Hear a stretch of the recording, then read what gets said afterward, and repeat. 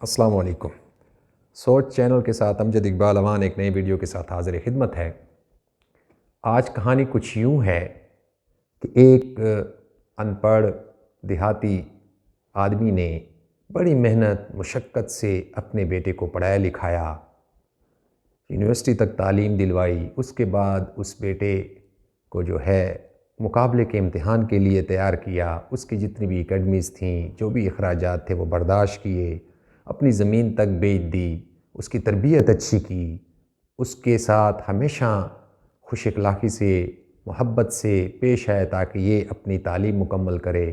اس کو ہمیشہ اس نے عاجزی اور انکساری سکھائی، شکر سکھایا، سچ بولنا سکھایا۔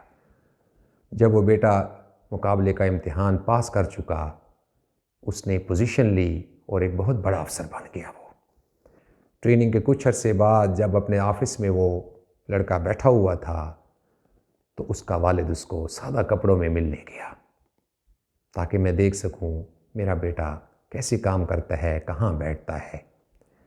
جب وہ بیٹے کے آفس میں گیا اور اس کے ساتھ بیٹھا، گپ شپ کی، جاتے ہوئے اس کی کرسی کے پیچھے گیا اور اس کے کاندھے پر دونوں ہاتھ رکھ کے کہا، بیٹا آپ کو پتہ ہے کہ طاقتور کون ہے؟ تو بیٹے نے کہا، بابا میں ہوں۔ باپ بڑا حیران ہوا کہ میں نے بیٹے کو کبھی بھی اس طرح کی تکبر کی چیزیں نہیں سکھائیں، یہ کیا کہہ رہا ہے؟ اس نے نیچے جھک کے بیٹے کے قریب اس کے کاندھوں کو دباتے ہوئے کہا، بیٹا آپ کیا کہہ رہے ہیں؟ آپ کو معلوم ہے دنیا میں طاقتور کون ہے؟ اس نے کہا، بابا دنیا میں طاقتور میں ہوں، مجھ سے بڑا طاقتور نہیں ہے۔ باپ بڑا مایوس ہوا، باپ کو بڑی حیرانگی ہوئی کہ میں نے یہ تربیت نہیں کی، یہ تکبر والی گفتگو بھی کبھی میں نے بیٹے کو نہیں سکھائی۔ اور وہ الٹے قدموں سے اس کے دفتر سے جانے لگا۔ دروازے میں رک کر اس نے ایک مرتبہ پھر وہیں اپنا سوال دہرایا کہ بیٹا آپ یہ کہہ رہے ہیں، جو میں نے آپ سے پوچھا کہ طاقتور کون ہے تو آپ کیا کہہ رہے ہیں؟ آپ بتاؤ کون ہے طاقتور؟ تو بیٹے نے کہا، بابا آپ ہیں۔ تو باپ بڑا حیران ہوا کہ اس سے پہلے میں نے 2 مرتبہ آپ سے پوچھا تو آپ نے اپنا نام لیا، خود کہا، اب میرا نام لے رہے ہو، کیا وجہ ہے؟ اس نے کہا، بابا جب 2 مرتبہ پہلے آپ نے مجھ سے پوچھا اس وقت میرے کاندھوں پہ، میری بیک پہ آپ کھڑے تھے اور میرے کاندھوں پہ آپ کے ہاتھ تھے۔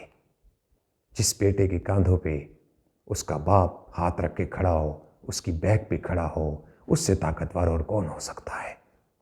بابا 3ری دفعہ جب آپ نے پوچھا تو آپ اس وقت میرے کاندھے پہ ہاتھ رکھ کے نہیں کھڑے تھے، میری پیٹھ پیچھے نہیں کھڑے تھے، میری بیک پہ نہیں تھے، تو میں تو بہت کمزور ہوں آپ کے بغیر، طاقتور تو آپ ہیں۔